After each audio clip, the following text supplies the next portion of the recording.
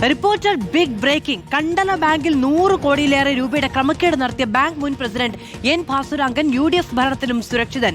UDF സർക്കാർ അധികാരത്തിലെത്തി മാസം 2 കഴിഞ്ഞിട്ടും സഹകരണ നിയമപ്രകാരം ഒരു നടപടിയും ഇതുവരെ എടുത്തിട്ടില്ല. നിക്ഷേപകർക്ക് തിരിച്ചു കൊടുക്കാനായി ED കണ്ടുകെട്ടിയ ഭാസുരാങ്കന്റെ സ്വത്തുക്കൾ 1 കൊല്ലം ബാങ്കിന് കൈമാറിയെങ്കിലും അതുപോലും തിരിച്ചുപിടിക്കാൻ നടപടിയായില്ല. LDF സർക്കാർ നിയോഗിച്ച അതേ അഡ്മിനിസ്ട്രേറ്റീവ് കമ്മിറ്റിയാണ് ഇപ്പോഴും ഭരണം നടത്തുന്നത്. അതിനിടെ CPIയിൽ നിന്ന് പുറത്താക്കിയ എൻ ഭാസുരാങ്കൻ കോൺഗ്രസിലേക്ക് പോകാൻ നീക്കം തുടങ്ങിയിട്ടുണ്ട്. TV പ്രസാദ് വിവരങ്ങളുമായി ചേരുകയാണ്. TV പ്രസാദ്, അതായത് ഈ ഭരിക്കുന്ന സമയത്ത് CPI ഭരണസമിതിയായിരുന്നു. വലിയ തോതിൽ ആരോപണം ഉന്നയിച്ചൊരു സംഭവമാണ്. എന്നിട്ട് അധികാരത്തിൽ വന്ന് ഇത്രയും നാളുകളായിട്ടും ഇതിനെതിരെ ഒരു നടപടി എടുക്കുന്നില്ല എന്നതാണ് അത്ഭുതകരമായ കാര്യം. മാത്രമല്ല, അതിനിടയ്ക്ക് ഭാസുരാങ്കൻ വക കോൺഗ്രസ് എൻട്രിക്ക് ശ്രമം നടക്കുന്നുണ്ട് അത്രേ.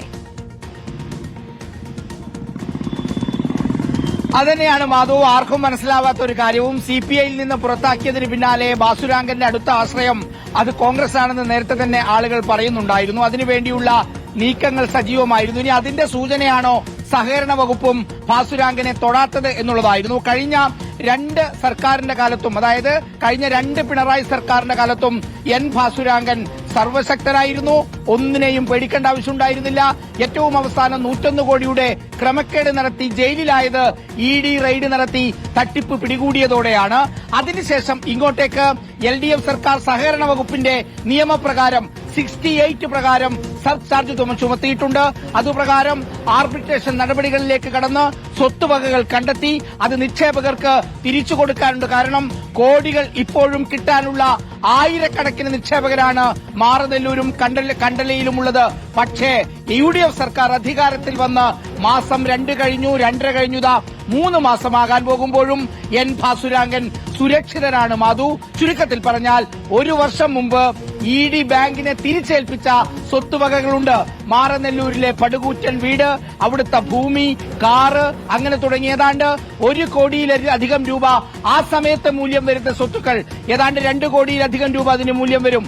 ആകെ 3.5 കോടിയിലേറെ രൂപയാണ് ക്ഷീരയിലും ബാങ്കിലുമായി ഭാസുരാങ്കനും കുടുംബവും തിരിച്ചടക്കാനുള്ളത്.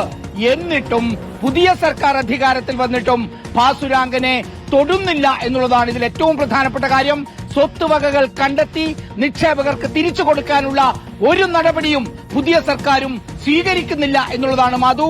LDF സർക്കാർ നിയോഗിച്ച അതേ അഡ്മിനിസ്ട്രേറ്റീവ് കമ്മിറ്റി ഇപ്പോഴും അവിടെ ഭരണം തുടരുന്നു. ഭാസുരാങ്കൻ സുരക്ഷിതമായി നിൽക്കുന്നു.